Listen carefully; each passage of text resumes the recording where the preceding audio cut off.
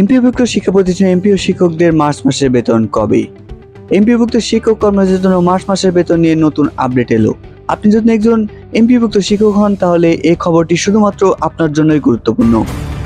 সর্বশেষ পাওয়া তথ্য অনুযায়ী নির্ধারিত সময়ে অনুযায়ী জানুয়ারি মাসের বেতন বিল জমা দেওয়ার প্রক্রিয়াটি কিছুটা পিছিয়ে যাচ্ছে। তবে কত সময় লাগছে সে বিষয়ে ভিডিওতে বিস্তার আলোচনা থাকছে। সংশ্লিষ্ট সূত্র জানায় আইবাস প্লাস প্লাস সিস্টেম থেকে ছুটির আগে ভ্যালিডেশন রিপোর্ট না আসায় 17 মার্চ থেকে বিল সাবমিট অপশন চালু করা সম্ভব হয়নি। এর ফলে নির্ধারিত সময় অনুযায়ী বিল সাবমিট দেওয়া শুরু করা যায়নি। তবে স্বস্তির খবর হচ্ছে আইবাস কর্তৃপক্ষ জানিয়েছে আগামী 24 মার্চের মধ্যে ভ্যালিডেশন রিপোর্ট প্রদান করা হবে। ধারণা করা যাচ্ছে 24 মাসের মধ্যে বিলটি সাবমিট হবে। আমরা বিগত মাসগুলোতে 24 মাসের মধ্যেই কিন্তু বেতন বিলটি সাবমিট করেছিলাম। তবে এই ছুটির মধ্যেই কিন্তু প্রত্যেকটা অপারেটরকে আপনারা জানিয়ে দিবেন যে 24 তারিখের মধ্যে আপনাদের বেতন বিলটি সাবমিট করতে হবে। রিপোর্ট পাওয়ার পরপরই এমপিওইএফটি বিল সাবমিটের কার্যক্রম শুরু হবে। এদিকে মাধ্যমিক উচ্চ শিক্ষা অধিদপ্তরের মাউসির একজন কর্মকর্তা জানিয়েছেন মার্চ মাসে এমপিও বেতন ইএফটি বিল সাবমিট কার্যক্রম শুরু হবে আগামী 25 থেকে, যা চলবে 28 মার্চ পর্যন্ত। এই নির্ধারিত সময়ের মধ্যে সংশ্লিষ্ট সকল শিক্ষা প্রতিষ্ঠানকে তাদের বিল জমা দেওয়ার কাজটি সম্পন্ন করতে হবে। মাউসির ইএমআইএস সেলের কর্মকর্তা আরও জানান ইএফটি পদ্ধতিতে বেতন প্রদান করা একাধিক ধাপ অতিক্রম করতে হয়। এগুলো যে কোনো একটি ধাপ দেরি হলে পুরো প্রক্রিয়াটি পিছিয়ে যায়। সুতরাং শিক্ষকদের বেতন প্রাপ্তির সময়সীমা এখন নির্ধারণ করে ফেলেছে এই বিল প্রক্রিয়া এবং প্রক্রিয়ার ওপরে। তো এই ছিল প্রতিবেদন ভিডিও। এখন আমরা দৈনিক শিক্ষার একটি প্রতিবেদন ভিডিও নিয়ে বিস্তার আলোচনা করব। তারা কি বলছে আমরা একটু দেখে আসব।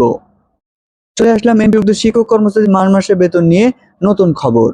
তো এখানে তারা কি বলছে আমরা একটু দেখে আসি।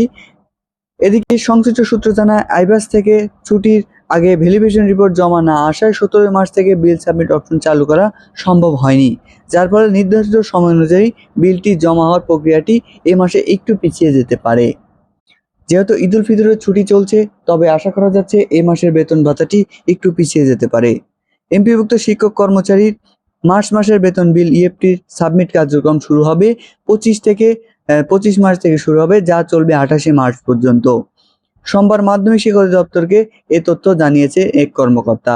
মাধ্যমিক উচ্চ শিক্ষা অধিদপ্তরের ইএমআই সেলের এক কর্মকর্তা দৈনিক শিক্ষা .com এর ইএফটি চালুর অনেক আগে এই ধাপগুলো প্রক্রিয়াটি সম্পন্ন করতে হয় বলে জানিয়েছেন। এদিকে একটি সংশ্লিষ্ট সূত্র জানায় আইবাস থেকে ছুটির আগে ভ্যালিডেশন রিপোর্ট না আসায় 17 মার্চ থেকে বিল সাবমিট অপশন চালু করা সম্ভব হয়নি। ফলে নির্ধারিত সময় অনুযায়ী জমা দেওয়ার প্রক্রিয়াটি কিছুটা পিছিয়ে যাবে। আমরা দেখলাম এর আগের রিপোর্ট এবং দৈনিক শিক্ষা রিপোর্টটি প্রায় একই। তাদের ভাষ্যমতে আগামী 25 তারিখ থেকে 24 তারিখ থেকে এই রিপোর্টটি ভ্যালুয়েশন রিপোর্ট আসার পর 25 তারিখ থেকে বিল সাবমিট অপশনটি চালু হবে এবং 28 তারিখ পর্যন্ত চলবে। আমরা জানি আমাদের প্রতিষ্ঠানটি 29 তারিখে খুলে যাচ্ছে। তো এর মধ্যে অবশ্যই আপনার প্রতিষ্ঠানের অপারেটর এবং প্রতিষ্ঠান প্রধানকে ভিডিওটি শেয়ার করে জানার সুযোগ করে দিবেন। কেননা ঈদ উল ফিতরের সকলের ব্যস্ততার মাঝে এই ভুলটি যদি করে ফেলেন তাহলে আপনার প্রতিষ্ঠানের এই মার্চ মাসের বিলটি হয়তো আর আসবে না।